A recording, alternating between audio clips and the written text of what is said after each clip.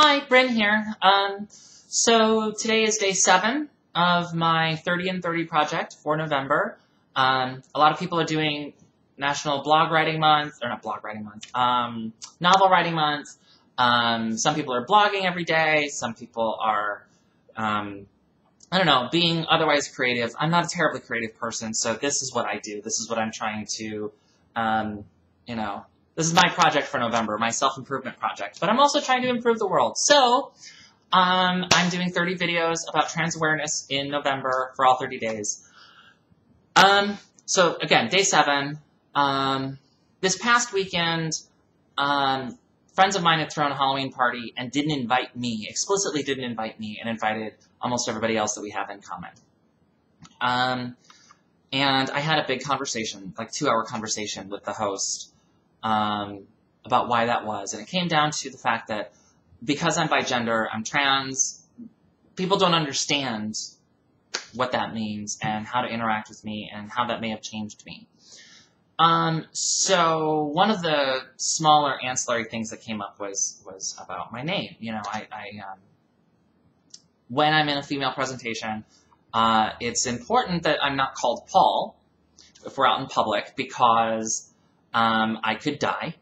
I'm fairly certain I read that if you look at murder statistics demographically, trans women, especially trans women of color, but trans women are the most likely to be murdered of any other demographic group by percentage, by per capita. So, dangerous. There's a lot of people who want me dead because I'm me.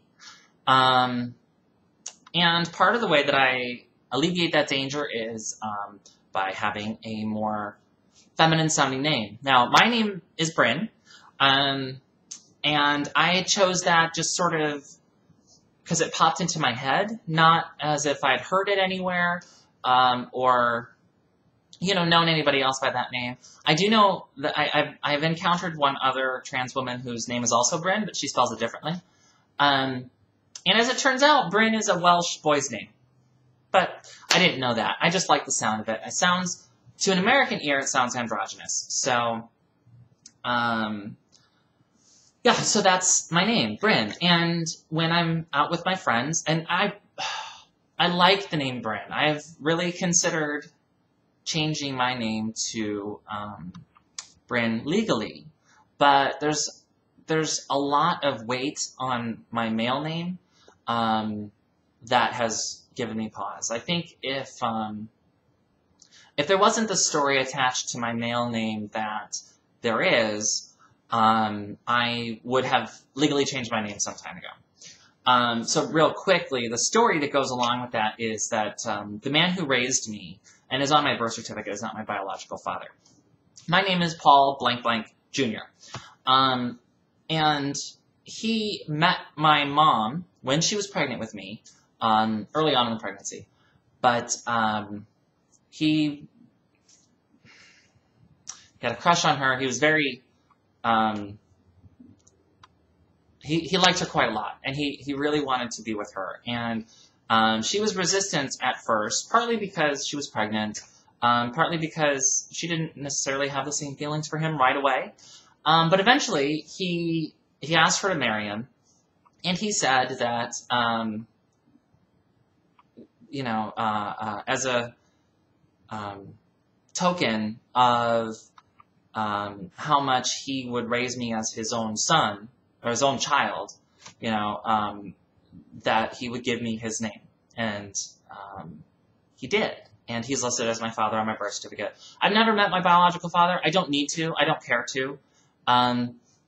It's not important. He's just the person who made up my DNA. He's the father of my body, I suppose. Well, most of it. But my dad is the father of my soul. So it's really hard for me to conceive of giving up that name because of all of the weight that comes with it. However, Brin is as much my name as Paul is. Brin is the identity that I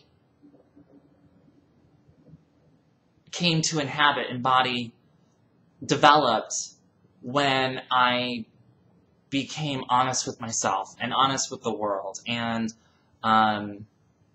I'm so much more comfortable interacting with the world as Brin than I am as Paul.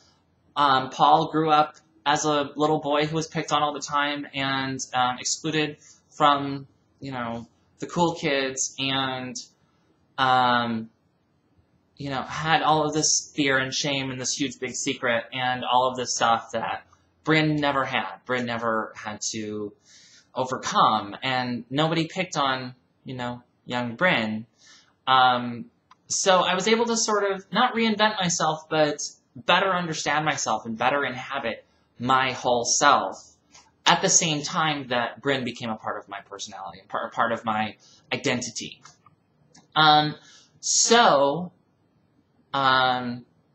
Trans people change their names often, all the time.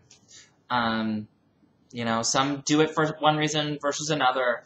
Oftentimes they'll go from one particularly gendered name to a different particularly gendered name, culturally gendered name, from a male name to a female name or female name to a male name. As an ally, as their friend, if they ask you to use this name going forward, use that name going forward. It's simply a matter of respect. That is their real name. So one of the things that trans people get asked all the time is, what's your real name? Hi, I'm Mary. Oh, Mary, you're a trans woman. What's your real name? Her real name is Mary.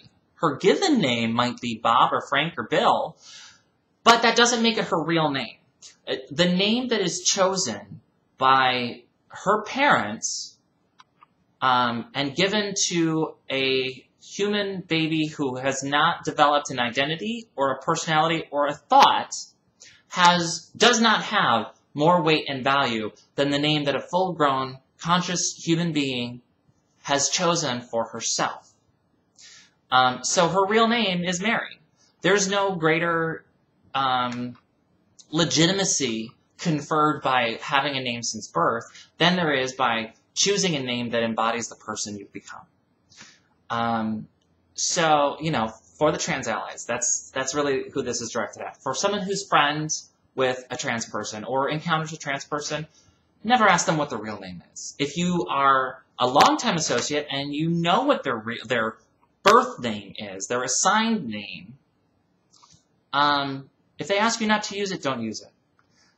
It's not actually that difficult to use one name versus another. Nicknames happen that way. Someone says, hi, my name is William, and you say, hey, Bill. If they say my name is William, not Bill, then you call them William. You don't call them Bill. Or if they've been going by Billy for 15 years and they're about to enter the adult world and they say, hey, do me a favor, call me Bill. You call them Bill. That's how that works. It's the same situation. It's a matter of respect, and it's a matter of acknowledging the right of a person to own the labels that they choose. A name is a label. It's a container to hold all of the information that makes up an identity of a person in someone else's head. So if you want to scratch out one name on that container and add a different one, that's okay, and it's your responsibility as their friend to respect them enough to do that. So that's all I have for that one. Come back tomorrow. I'll have a new video. Not sure right now what the topic's going to be, but I'll know by the time I record it.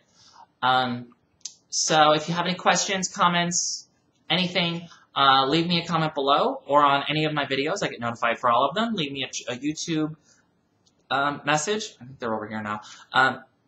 Send me a YouTube message.